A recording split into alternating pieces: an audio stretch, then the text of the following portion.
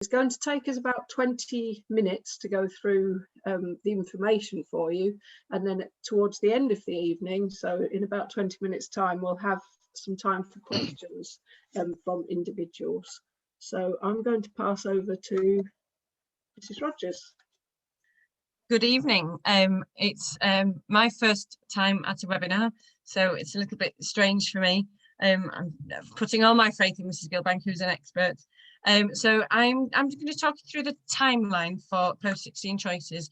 We're here at the top on the 28th of April. This is what we're doing tonight. This is to let you know about the process. During the summer term, so between now and the end of July, all the Year 10 students will get an opportunity to have a one-to-one interview with Mrs. Gill, the careers coordinator.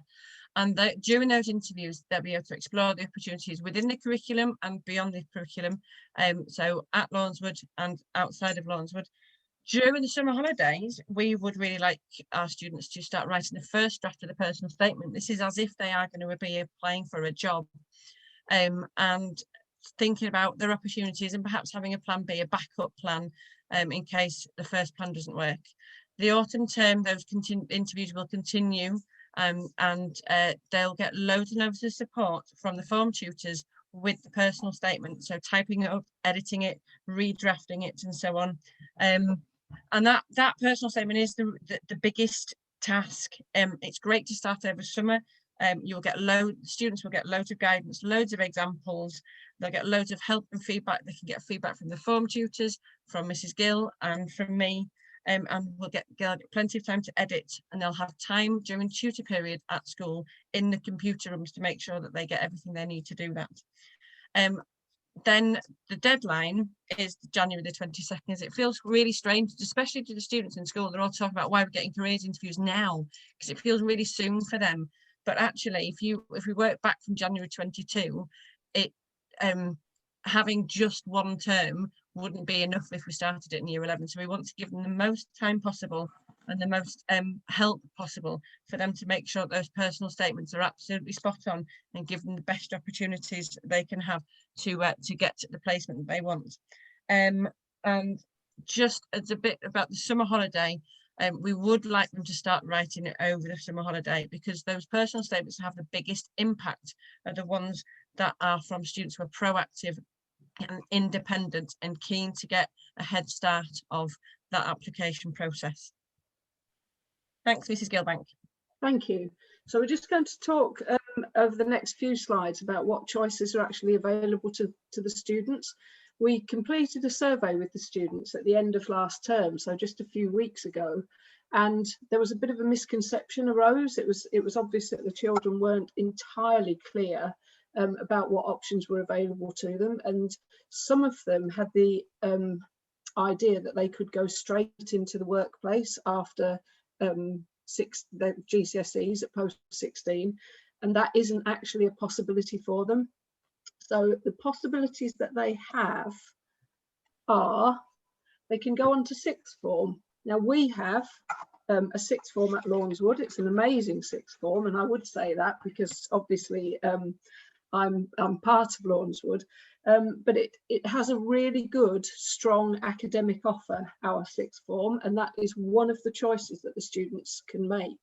They may want to come to our school because we know them, so they get off to a quick start because we don't have to waste time actually finding out about their likes and dislikes. And we have a wonderful enrichment programme and pastoral care in our sixth form, and that is something that attracts some of our students, that they know that the mental health support and so on is really, really well developed at Lawnswood. It's not right for everybody though, and there are other sixth forms on offer across the city. Just down the road from us there's Notre Dame Sixth Form College, and it may be that they're particularly interested in a new start, and that's fine. It may be that they're interested in a course that we don't offer. So for example, we've got one student in year 11 this year who's interested in animation, and we don't offer that at Lawnswood, but he's going to Notre Dame because he knows that's one of the courses they offer. So the students need to find out about what's on offer to them. It could be that they choose to go to another sixth form at another school. So I've put the example of Roundhay on there, but there's Horsforth, there's Abbey Grange. There are lots of different opportunities available to the students, and they've got to find the one that suits them best. So this isn't an evening to sell Lawnswood School sixth form. This is an opportunity actually for them to realise that they've got to do the research and find out what's right for them. The second choice that they could have is actually to go to college. So our sixth form may not be right for them, and sixth form study may not be right for them, and it might be that college is a better option. It might be that they don't meet the entrance requirements for sixth form, so they need to be aiming for grade 4s and above in their GCSEs to get into sixth form, and in the subjects that they're interested in, actually aiming for a grade 6 usually, sometimes a 5, but certainly doing well in the particular subjects they want to study. So sometimes students don't quite make that and they need a different option.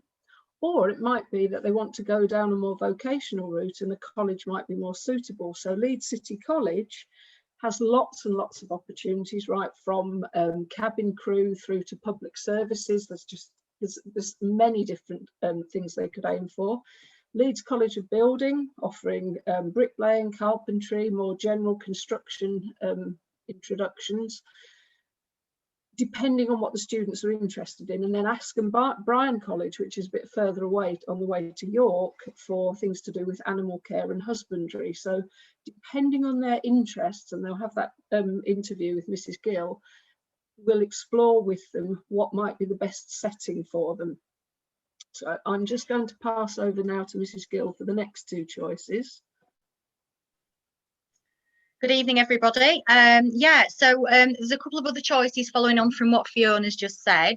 So obviously, if students feel that, you know, going into college or sixth form isn't for them and they'd really like to start work, or they'd like a route to start training towards a particular career path, then there's a number of apprenticeship opportunities which are available. Apprenticeships now are becoming really students are becoming more aware of them, and they're a really exciting opportunity, just mainly because you know, you get paid, you get the experience, and you can train on the job. So you earn while you learn, so to speak.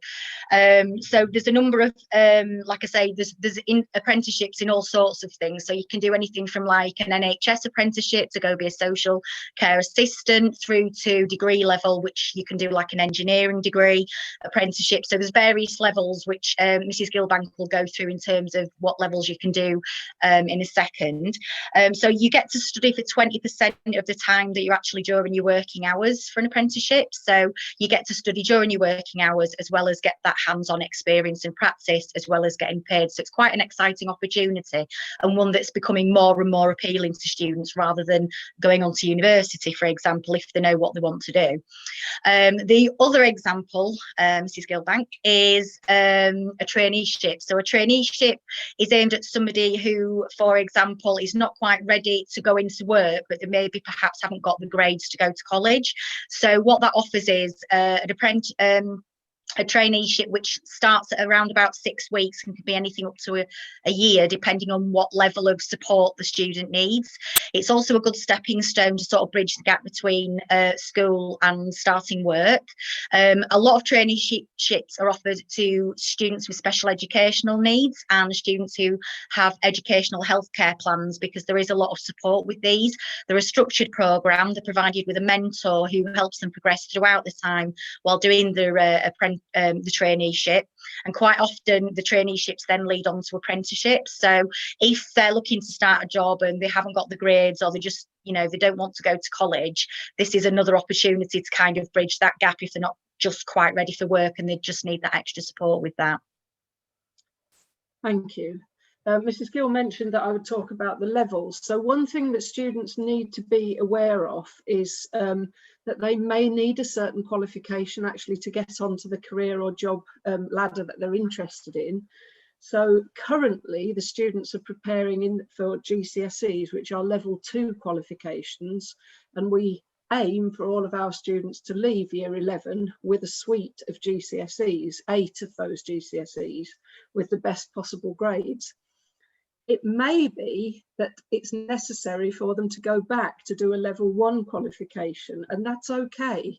So if they go into a trade, for example, they need to maybe start right at the bottom because they haven't done bricklaying or carpentry, for example. So sometimes they actually go back to a level 1 qualification.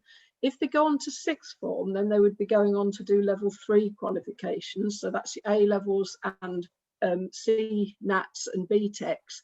Those there's quite a range of qualifications in there, but then they need to be aware that actually for some careers there is a set route that they have to go through. And if I just take teaching as an example, because obviously I'm very au fait with that, they would have to go on and actually get a level 7 qualification, which is just off the top of the screen here.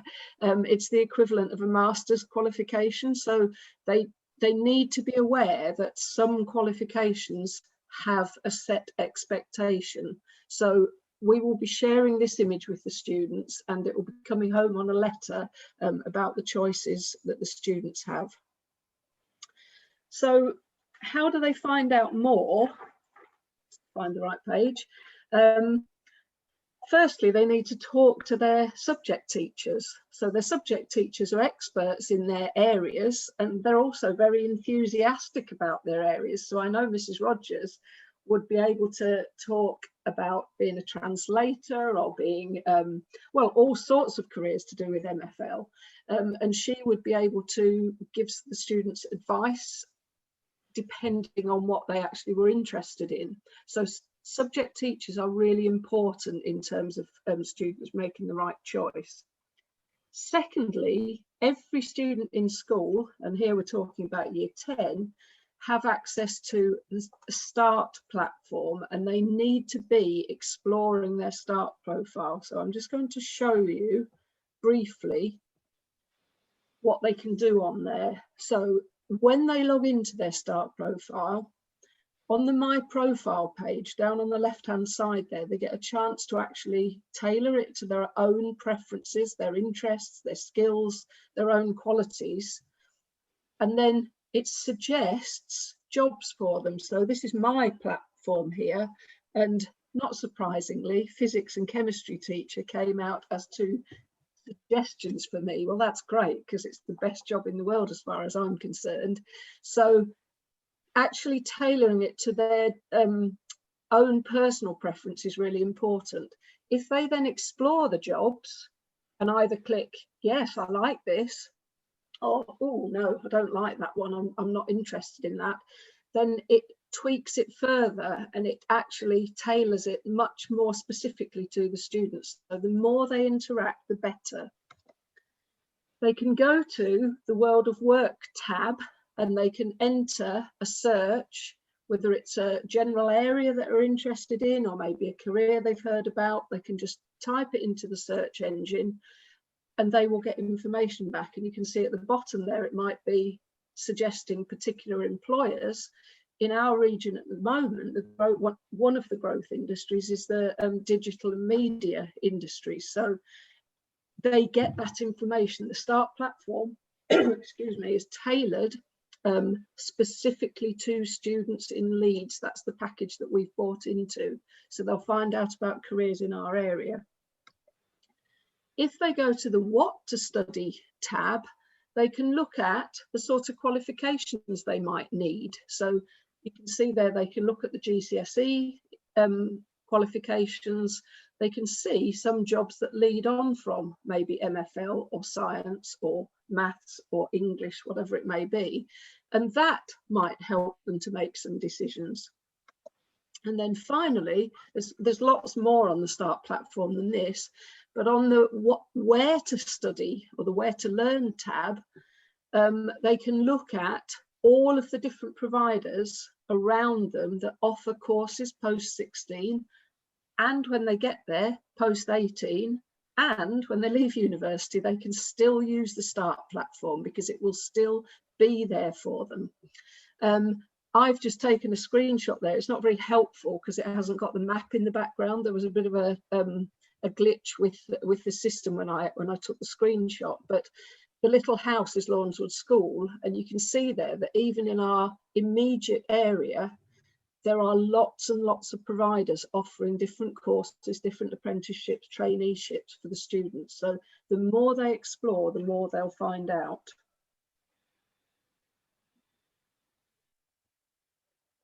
So the other 3 things that the students can use in order to find out more about what they can do are shown here, and I'm going to pass across to Mrs. Gill again. Yeah, so this week I've started, making a start on the Year 10 career interviews. So the way that this will work is that they will each get a 15 to 20 minute initial careers interview while they're in Year 10. What I like to do during these interviews is to explore what the students like, what the passions are, if they've got any ideas about what they would potentially like to do post 16. And then what we do is make suggestions around that to possible pathways in terms of academia, going to college, apprenticeships, or if they know exactly what they want to do, then we can explore what's involved with that career and what pathway they can potentially take in terms of that. What I also like to do is get the students to do some research over this summer before they go into Year 11. So, for example, once we've had the discussion around those types of things and opportunities, I then send a follow-up email which basically summarises what we've discussed. And I'll put like a link to various courses and suggestions and things that I've made towards the student, because obviously when I'm talking at them, they're not going to remember everything that I tell them. So I like to follow it up with an email with loads of information. It'll be quite a big email. This goes to their school email address. And what I always say to them is, don't try and read through everything straight away. Just take your time, have a read through, have a look at the courses, digest the information, and just do a little bit of research sort of between now and when you start Year 11. Because what that does is it enables them to start their cogs turning in terms of careers, education, what they might want to do, and to get them thinking about it, and also to get them excited about it, because obviously this is their future we're talking about, so it's something that I really want them to get excited about. This is then followed up with a second interview, which is slightly longer, around about half an hour. So what I'll do within these interviews is go a bit more in depth. So what I'll start off by saying essentially is, right, okay, so have you had a chance to look at the information I've sent you? What do you think? Are you thinking, no, it's definitely not for me? Or are you wanting to go down and explore different other avenues? And we really like to then get to the nitty gritty in the bottom of what they're wanting to do, and then potentially get them to start applying from that point onwards, because obviously the earlier they get their applications in, the more they have a chance of getting onto the courses that they would like to do. The other thing I'd like to highlight with you is that obviously, when I'm looking at the courses to recommend to students, I like to take into account what predicted grades they've got. So if they're sort of, say, borderline on getting grade 4s and above, I always like to have, well, for every student, to be honest with you, a plan B. And what I mean by that is that if they're aiming to go to sixth form, but they are quite borderline, I like them to have a look at other options such as college or apprenticeships, and getting them applying for 2 options, so that when the results day comes, they've got an option. So, if they don't get the grades for this, they've got the grades for this, so that they're not left without anything that they don't want to do, because obviously courses fill up very, very quickly. What I will also say is I also encourage our students to get involved with a lot of opportunities which are presented to them at school. So, for example, every Wednesday I produce the weekly careers newsletter. This is aimed specifically at Year 10 students. What this actually has in there is student opportunities, and when I say opportunities, I'm talking things like insight days, virtual work experiences, webinars they can attend about different career pathways. We also have competitions in there. It's not just serious things. We do have nice things in there. We also have things about, we have a job of the week every week. So that would be, I would pick a specific career whereby students can see what is entailed, what sort of salary they'll earn, what qualifications they need to be able to do that role, and just give them the information and the tools that they need in order to get on. But also by offering these opportunities to them, they're also building up the skill sets and their experience, which, you know, eventually will look absolutely amazing on the CVs and give them the experience they need to get on in life in general. So what I would say to you is try and encourage your students to log in every Wednesday evening when they get home from school and have a look at the careers newsletter. And if they've got any questions with regards to anything in there, they can email me, they can ask questions, or they can just even stop me on the corridor if they see me, if they've got a question about anything.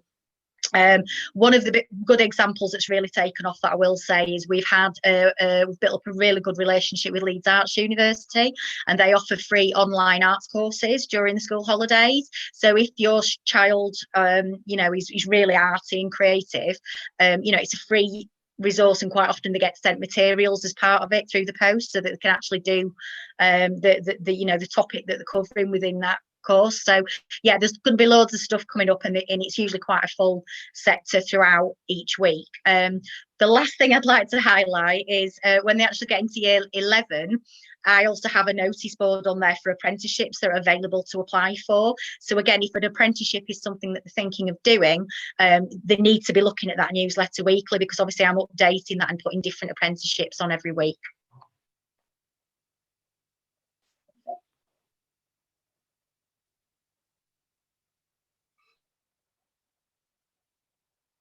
Okay, so I think it's back over to me now. I explained at the beginning the timeline and for all of this. So this is where we are tonight, at this evening, and it's lovely to see so many of you here. And we've got an end goal of January 2022 for this application process, and really clear progression for all of us as staff, for you as parents, and for the students to know what we're doing, when we're doing it, and more importantly, now we've been able to do this webinar, why we do it at this stage. We've already started loads of career things already. The newsletters go out, and I can see somebody's asked in the chat, how do they get them? They get put on a Shobi by the tutors, and I send them out in an email to their school email address as well. So that's how the students access them. We send it by email because we need to encourage them to use their school email addresses, because that is how they will do the applications. They will need to use those email addresses. So I send out the newsletter from Mrs. Gill, and I also try and send out, not necessarily every week, but fairly regularly, a little email with a prize question or a prize task in it to get them to come and see me for a small bag of sweets or something. So if you can encourage them to use the school email address, because it becomes so much more important in year 11. So we've got the progression, we know what we're doing, we know when we're doing it. The interviews are starting. We had an external provider in tutor period yesterday called Elevate Education, who started talking to them about careers and study skills and how to get the best out of your learning and that kind of things, how to get into good habits and so on. And the last thing I want to say is that I know I am, and I can guarantee Mrs. Gill would be as well, we are always happy to field any questions you've got. I think my email address is coming up on one of the slides at the end of the webinar, and I would always rather get an email from you than have you sitting at home with a question and thinking you can't reach out. I can't guarantee I can reply immediately, but I do try and reply within 24 hours during work time. So even if you think it might seem like a daft question, there's no daft questions. If you don't know the answer and you want to know, please email us. Chances are one of us between us will have the answer. Thank you very much. Thank you. We've just got one other question come in. So the expectation or an invitation that students attempt their personal statement over summer, there will be a bit of information sent out to students as they leave at the end of the year. We'll be talking about it in school to them, but they will be sent home with some information about how to do it and some examples. One of the key things, and I can't stress it enough, Mrs. Gill has already mentioned it, is that seizing all the opportunities that come their way, because a personal statement is quite hard to write if you haven't got anything to put in it. Mm-hmm. If you've got a team that you play for and you've developed some leadership skills, or if you've got a club that you go to, or a hobby that you follow, maybe you crochet at home, all of those skills that they've developed will say something about them to a potential course provider or an employer if they're going on to an apprenticeship. And it's that they really need to be thinking about really carefully. We throw probably, I don't know, 10 or 15 opportunities at them every single week. They come out via Twitter, they come via Mrs. Gill's newsletter, they come via Mrs. Rogers, they come via their subject teachers. And we would just really want them to engage with that for their interests. They might just find something that really fires them and actually sends them down a career route if they try something different. So I think, oh, we've got one more question. Somebody who's suggested we get feedback on the provider that came in yesterday. We've done that. We've got a feedback form from every single student, so they found it really useful. And this morning I've collected feedback from all the staff, so we have got that in hand. Thank you. So we haven't said what the personal statement is. Is it a standard form for all providers or destinations? It's a little bit like the university application, but I'm going to pass it over to Mrs. Gill to answer this one. Yeah, so a statement, the personal statement, what they're looking for really is just to get an idea of the student themselves. So what they're wanting to study, why they're wanting to study there, a little bit about, like Mrs. Gillbanks just mentioned about, you know, why they want to study there, what they enjoy, what the passions are, what they get involved in extracurricular wise, both in and outside school, and to just get across to the you know, the institution or the provider that they're actually applying for, why they would like to go there essentially, and why they would like to study that particular course. It doesn't have to be an extremely long thing that they have to provide. It's not like university where you really have to go into detail for your UCAS application. It's more of a basic outline. It's about them outlining their story and about themselves. So if, you know, no more than one side of A4, if that. I mean, that is a long statement, to be honest with you. Most of them do about 3-4 paragraphs.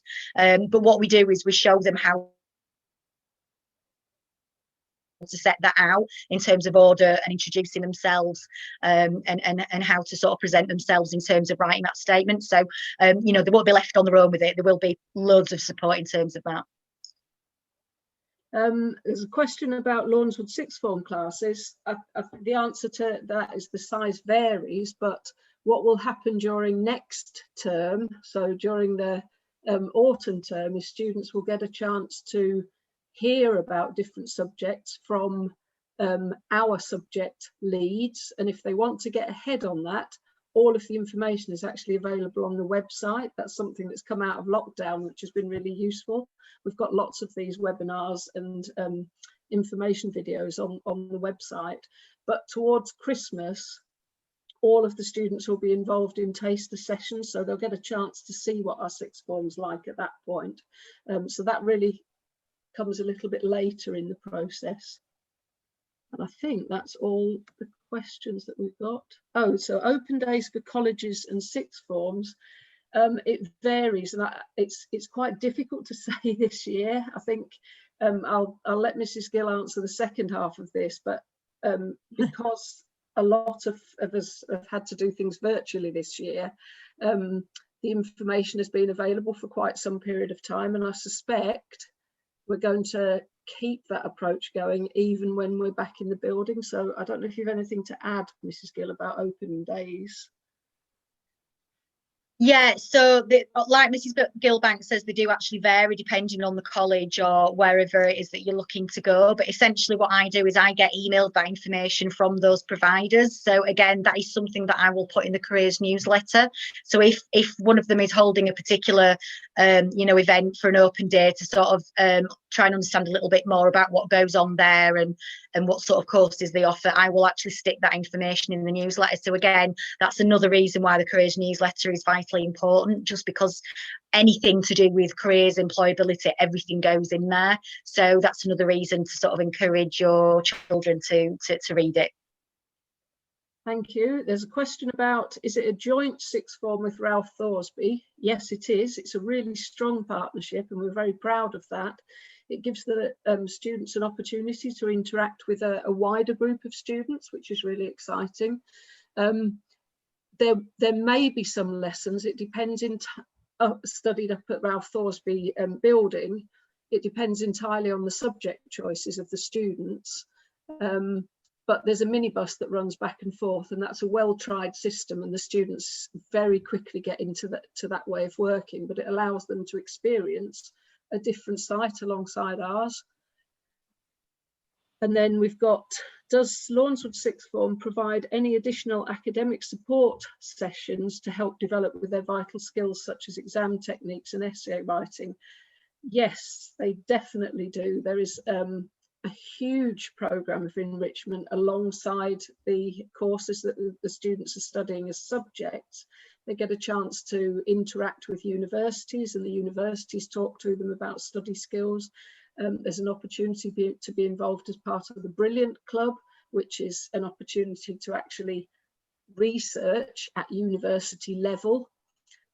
We do in-house sessions with the students to develop their study skills. We invite businesses in to talk to them about how to present themselves and so on. So there's a massive package that's very, very well developed in sixth form to support the students in their next steps.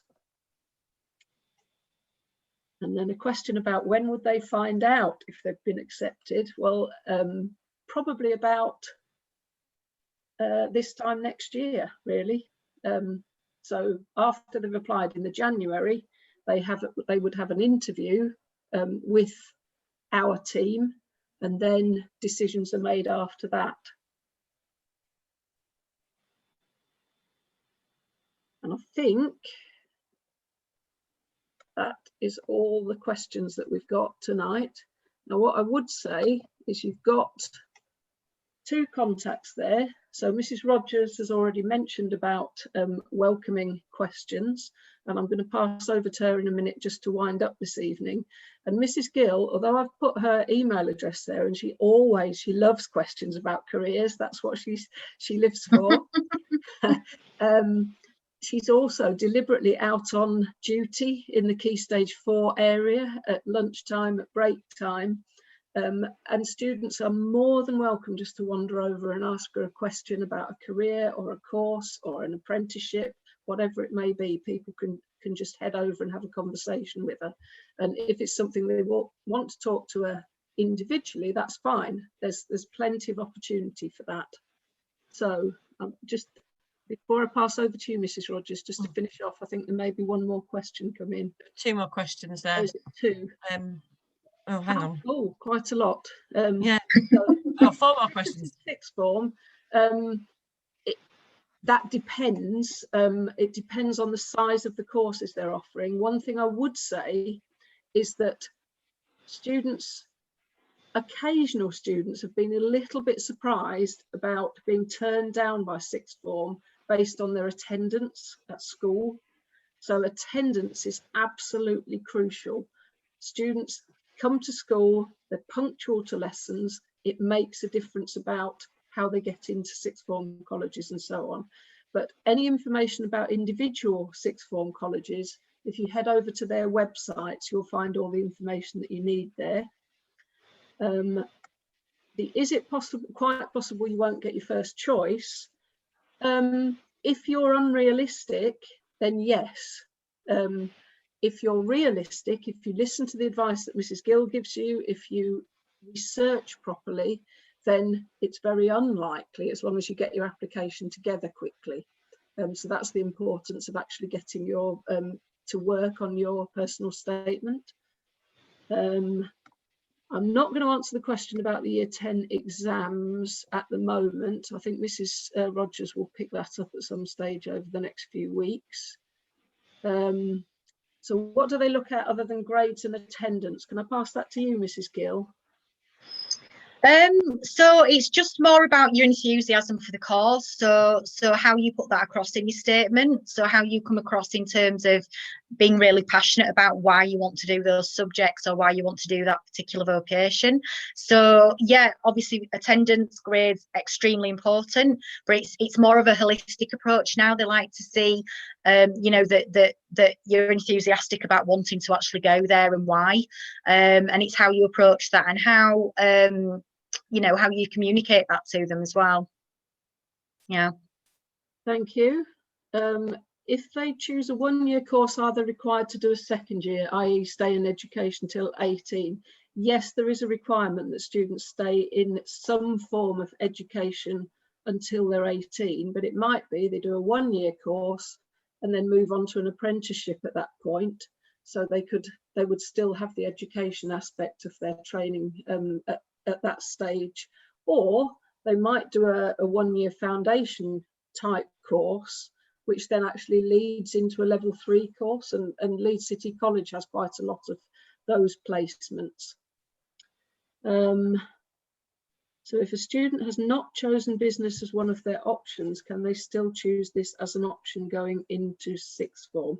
I think that's one that you would discuss with the business teachers at Lawnswood, for example, whether that's an appropriate choice or whether that's something that they would support. And we'll certainly explore more about our sixth form as we go through. Then the application deadline for the present year 10, it's sometime in January 22. We haven't actually got a date at the moment. What I would say is at Lawnswood, because we are absolutely 100% committed to all of our students, we will accept applications to our sixth form really, even if they change their mind quite late on. If we think Lawnswood is the best option for them, we will do everything we can to support that choice. I think, Mrs. Rogers, that may be the last question. So I'll pass over to you. Yeah, so I think am I wrapping it up now? Yes, I think so. To go back really quickly to the exams, we don't want to say whether they've got exams or what they'll look like, because we are still in an ever-changing situation. I could anticipate that there will be some form of assessments at some point this year, because I don't think it would be fair to send them into year 11 and to the application process with no idea of where they're currently at. But what they look like will depend entirely on what the situation is with COVID and what restrictions we still will need to have in place in school. It may be that they do quite simple class assessments. It may be that we can give them an experience of what it feels like to have an exam in the hall. I don't want to say what that will look like yet, because we just don't know, and it wouldn't be fair to give you an answer, a definite answer today, if it's going to change in 6 weeks' time. So I'm sorry I can't be a bit clearer on that. I hope you have all got the information that you need. I hope you've I hope you feel that you are able to ask for any information that we maybe didn't cover, or that you go away and think of a question in half an hour or in a week's time. Please come back to us with questions, and please know that we are committed to our students at Lawnswood, and I am extremely committed to my year group. I am of the firm belief that I've got the best year group in the school. I'm so proud of them all, and I will do everything I can to ensure that every student at the end of year 11 has a destination that is right for them and right for their future path. Thank you very much. Thank you. Thank you. Thank you.